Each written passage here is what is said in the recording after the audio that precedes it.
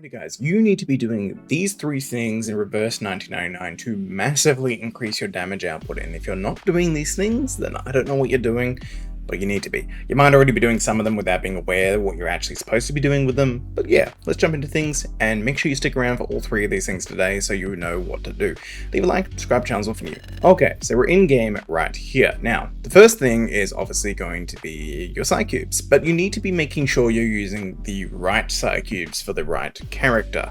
Now, first things first, what are psi cubes? Well, they're effectively these things. They're essentially kind of like your weapons from like Genshin or light cones from Honkai Star Rail, and effectively, though you don't get these through the gacha, you farm these. It's kind of like a mixture between the light cone / weapon system from those two games and like the relic artifact system if they kind of smushed them together but made them not on a gacha. Now, the reason these are important is they are essentially massive stat boosts for your characters, and this is very, very, very essential. I cannot stress this enough. Okay, so first things first, what light cones should you be getting and how do you get them? Well, first things first, you're going to want to go into the bank and you want to go to the fragment shop. This is where you're going to be picking up your light cones. Now, you're going to need these three currencies to pick up your light cone things. Where do you get that currency? Well, simply put, you go into the resource stage and you go to the whatever the hell that says, analysis. God damn it. I hate the names in this game. And you want to try and clear as far as you can and essentially pick up some of these per run, these currencies here. Now, these currencies you'll then go and you'll go spend them on the fragment shop. Couple things first. Only spend these yellow ones, the Thoughts of Entirety, on the 6 stars. Do not spend them on the 5 stars. It is not worth it. Yes, the 6 stars are a little bit more expensive when they're not discounted. The 6 stars are a little bit more expensive when not discounted, but trust me, these are so much more better than these. These are just a waste, because here's the logic behind it. If you buy these 5-star ones, you're just going to be replacing them in like a week or two with the 6-star one. And yes, there's a little bit of extra grinding, but you could have spent that extra resources. You would have gotten a little bit extra on towards getting more of these. These are just way better than these. You can get them, and if you do get, you get these 2 ones for free. If you do get them, just use them. But I wouldn't recommend buying these 5-star ones.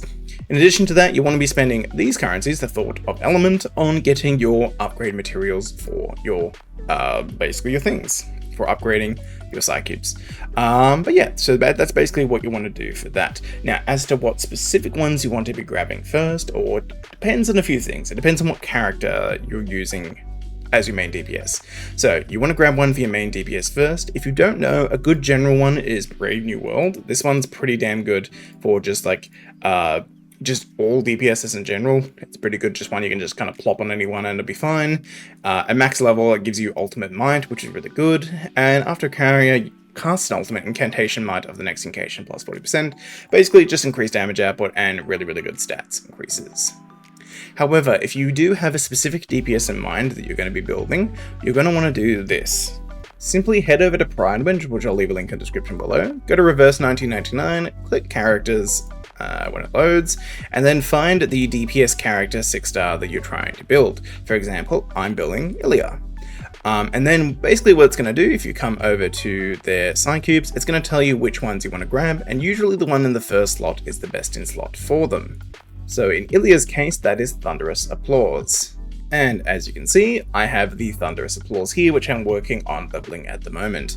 Now, this is really, really good for 𝙀𝙧𝙋𝘼𝙉 because she does a lot of critical damage. So this gives her critical rate and additional critical damage when attacking a single target. And if you see it at max level, it's quite significant in what it can do. The stats in these are also pretty big. So for example, if I go to my 𝙀𝙧𝙃, these are her current stats. Not too bad, right? You know, decent attack increase, you know, all decent crit rate and good base crit damage because she obviously has that. But if I go here and equip, keep in mind, I'm not even maxed out psi cube as well. We're getting an additional huge buff and attack later on. Our attack goes from that 45 or whatever it was at to an additional 200, and our crit rate goes up by an additional 10%. And yeah, it's kind of nuts what you do. It increases your stats, and once I get this to 60, this is going to be even further. And then obviously other things that we're going to talk about in a minute will increase these stats even further. But yes, make sure you're picking up your right essentially psych cubes for the right character. Now, after you've picked up one for your DPS, you probably want to pick up one for your healer next. Yet again, figure out what healer you're using. So say, for example, if you've got 𝙀𝙓𝙋𝘼𝙉, you're going to want probably 𝙀𝙓𝙋𝘼𝙉's psych cube. This is only really particularly good for 𝙀𝙓𝙋𝘼𝙉, so do keep that in mind.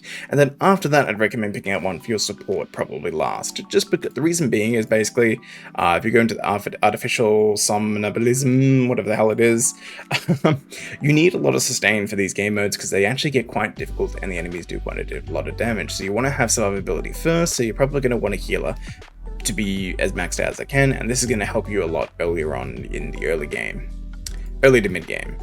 Okay, so that is psych cubes. Now we're going to talk about the second thing, and this is something you're already going to be doing already, but you just might not realize what it actually does. So obviously the next thing is going to be insights. These are essentially what allow you to increase your character level cap. Now, unlike in other games where just getting an ascension just gives you like a flat stat boost to your main stats and then increases the level cap, in this game, as you can see here, it additionally gives additional effects, and this is where things get pretty damn good. So Insight 1, for example, 𝙀𝙓𝙋𝘼𝙉, when the caster casts ultimate, critical rate plus 20%. So that additional, that 26% we have here, plus the 15%, which brings it up to like, I think around like 40 something percent, goes from 40% when I cast my ultimate up to 60%.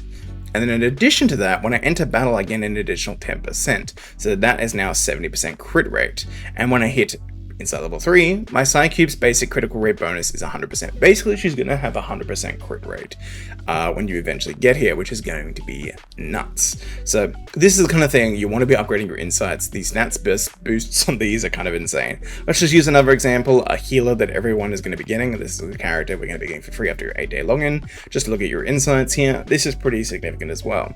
So in Insight 1, Dyke gets when the caster attacks, if the caster's HP percentage is higher than the target's attack, plus 15%. Pretty damn good. When in Insight 2, attack plus 5% when the caster enters battles, also very good. And when Insight 3, when the caster attacks, if the caster's HP percentage is lower than the target, leech rate plus 15%, meaning she's doing a bit of lifesteal. These insight things are very important. Obviously, you're going to be doing them anyways, but so a lot of you already might know about this or not.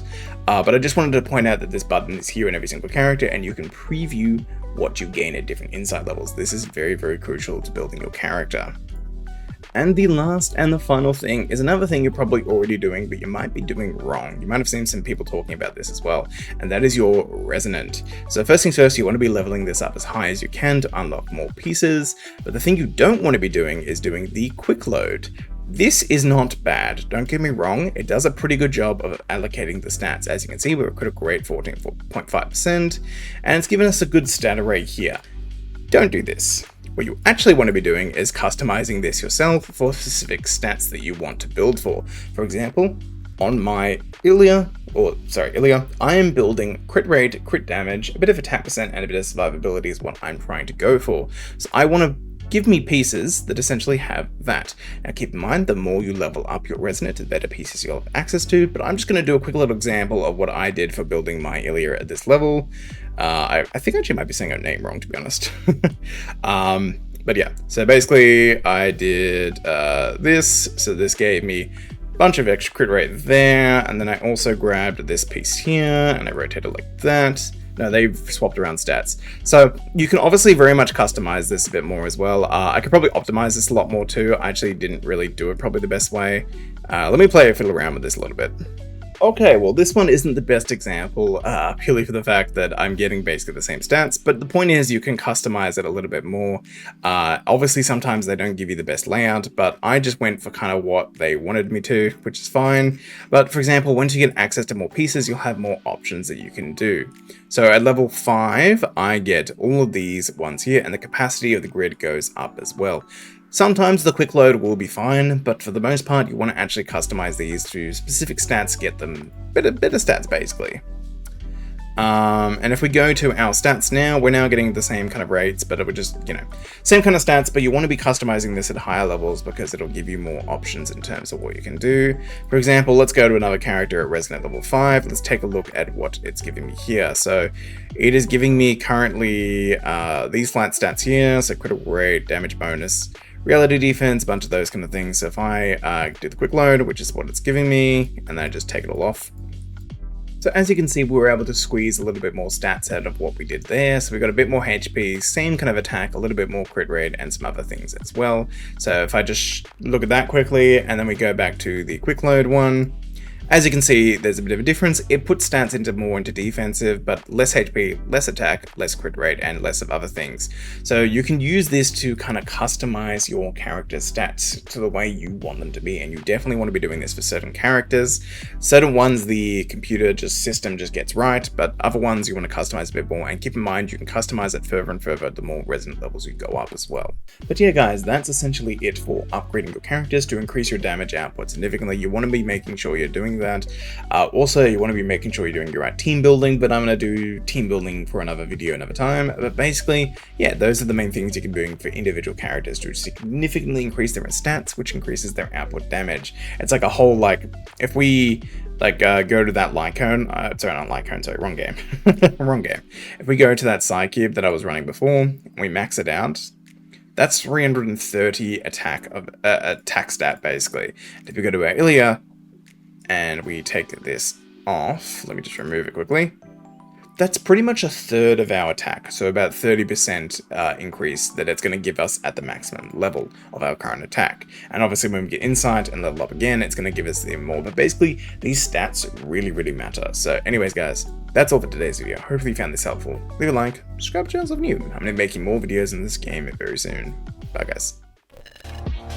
After all, Elio didn't put it in the script. Why would it matter? Bon